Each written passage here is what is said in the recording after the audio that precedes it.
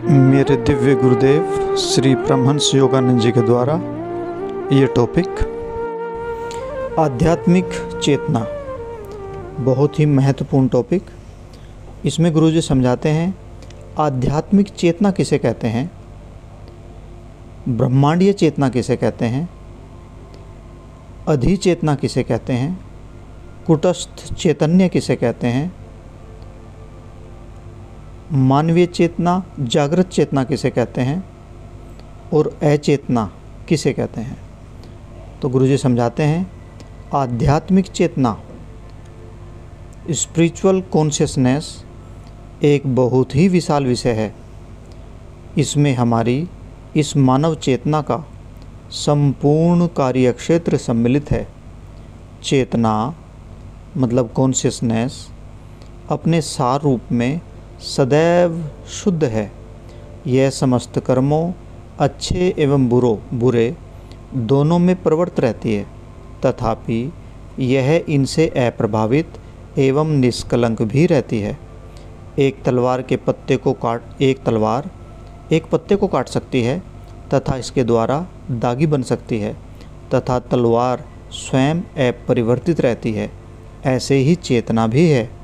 एक तलवार जो किसी निर्दोष व्यक्ति को मारने में प्रयोग की गई हो, उसकी बुराई के रूप में निंदा की जाती है, और एक तलवार जो किसी दुष्ट शत्रु को नष्ट करने में प्रयुक्त की गई हो, उसे पवित्र होने का सम्मान मिलता है। ठीक इसी प्रकार जब चेतना कॉन्शियसनेस मतलब अवेयरनेस को अच्छे कार्यों को करने में प्रयोग किया जाता है, तब इसे आध्यात्मिक चेतना कहते हैं, और जब अनुचित कार्यों को करने में प्रयुक्त किया जाता है तो इसे बुरी चेतना कहते हैं। जैसे किसी नदी का स्रोत होता है, इसी प्रकार चेतना की नदी का भी स्रोत होता है। यह ब्रह्मांडीय चेतना से उतरती है। ब्रह्मांडीय चेतना मतलब यूनिवर्सल कॉन्शियसनेस, जो ईश्वर की चेतना है, समस्त सृष्टि से परे। जब ब्रह्मांडीय चेतना यानी कि ईश्वरीय चेतना जड़ पदार्थ यानी कि दिखाई देने वाले संसार के क्षेत्र में आती है, प्रत्येक अणु में जो ग्रह तथा विश्वों, पौधों, पशुओं और मानवीय जीवन के विभिन्न स्वरूपों को बनाते हैं, उस चेतना को कुटस्थ चैतन्य कहते हैं। कुटस्थ चैतन्य मतलब जो भी दिखाई देता है, उसमें जो भी कॉन्शियसनेस है, उसे कुटस्थ चैतन्य बोला जाता है। जब कुटस्थ चैतन्य आत्मा तथा पवित्र मन में उतरती है, तब इसे अधिचेतना कहते हैं, यानी कि सुपर कॉन्शियसनेस। जब अधिचेतना कल्पना के क्षेत्र में उतरती है, तब इसे अवचेतना कहते हैं, यानी कि सब कॉन्शियसनेस।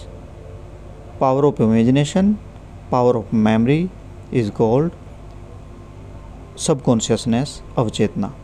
जब अवचेतना मानव शरीर के मांसपेशीय तथा संवेदी क्षेत्र में उतरती है, तो इसे मानवीय या जागृत चेतना कहते हैं। जब जागृत चेतना इंद्रियां तथा भौतिक पदार्थों के प्रति आसक्त हो जाती है, तब इसे सांसारिक चेतना कहते हैं। जब इसका प्रयोग स्वयं तथा दूसरों को क्षति पहुंचाने के लिए किया जाता है, तब यह बुरी चेतना कहलाती है। परंतु जब इसका प्रयोग अच्छे कार्यों एवं ईश्वर से अंतर संपर्क करने में हो, तब इसे आध्यात्मिक चेतना यानी कि स्पिरिचुअल कॉन्शियसनेस कहते हैं।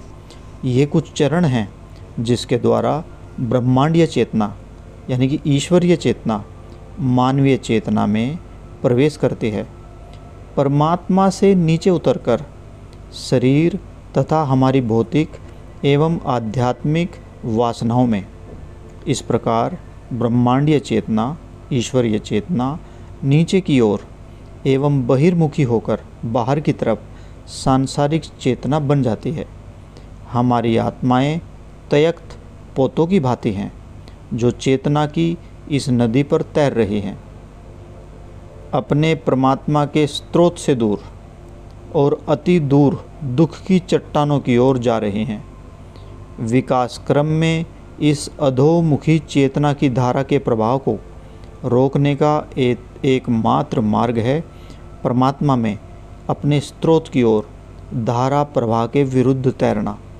वे जो चेतना की अधोमुखी धारा प्रवाह में सतत रूप से सीमाबद्ध अनंत प्रवृत्तियों की ओर बहते हैं, उन्हें सांसारिक चेतना वाले कहा जाता है।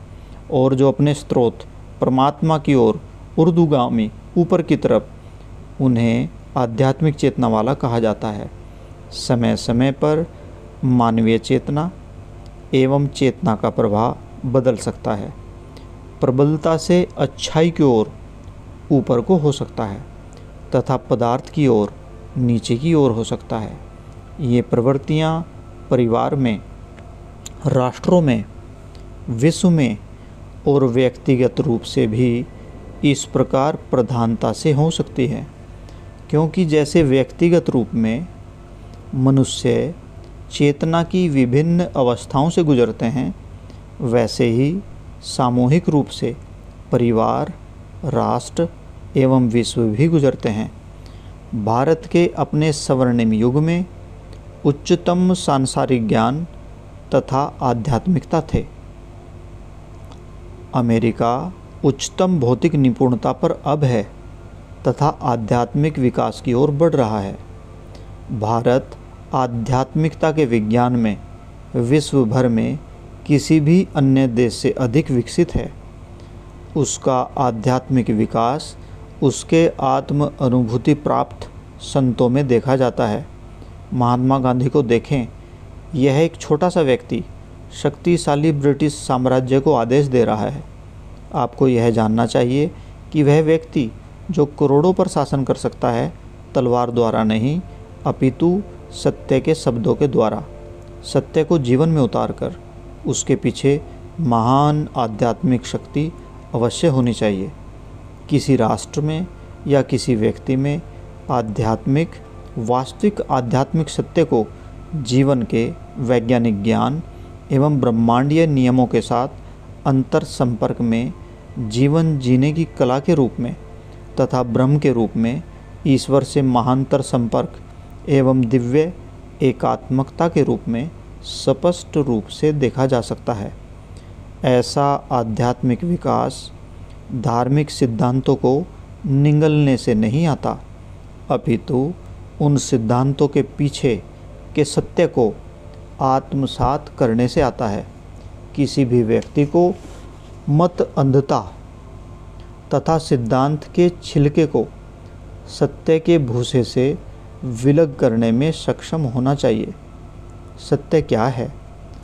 सेल्फ रियलाइजेशन फेलोशिप, योगदा सत्संग सोसाइटी ऑफ इंडिया की प्रमुख विलक्षणता यह है कि यह आपको सत्य को वास्तविक अनुभव द्वारा जानना सिखाता है। सत्य आपके लिए तब तक सत्य नहीं है जब तक आपने उनको अपने भीतर अनुभव नहीं किया है। अनुभूति के बिना वे मात्र विचार हैं। यही कारण है कि आध्यात्मिक विकास से पूर्व व्यक्ति तथा राष्ट्र भी आध्यात्मिक संदेह की प्रथाओं से गुजरते हैं। आध्यात्मिकता क्या है? यह क्यों आवश्यक है? क्या यह वास्तव में मुझे अधिक प्रसन्नता प्रदान करेगी? सत्य क्या है? संदेह केवल अनुभूति द्वारा ही मिटाया जा सकता है। इसलिए सर्वोत्तम प्रयोगशाला जिसमें सत्य को परखा जा सके आपकी अपनी आत्म अनुभूति है, क्योंकि आध्यात्मिक प्रत्यक्ष बोध, आध्यात्मिक चेतना अस्पष्ट सैद्धांतिक विचारों से नहीं रहती है, अपितु आत्म साक्षात्कार की प्राप्ति में रहती है। व्यक्तिगत ज्ञान तथा राष्ट्रों के ज्ञान को इस मापदंड से परखना चाहिए। सत्य शब्द का इतना अधिक दुरुपयोग किया गया है कि इसका अर्थ कुछ भी निकाल लिया जाता है, जैसे कोई चाहता है वैसा ही। विशेषकर जब आध्यात्मिक विचारों का संकेत हो। दैनिक जीवन में सत्य एक चेतना है जो आध्यात्मिक ज्ञान से निर्देशित होती है, जो हमें किन्हीं विशेष कार्यों को करने के लिए प्रेरित करती है।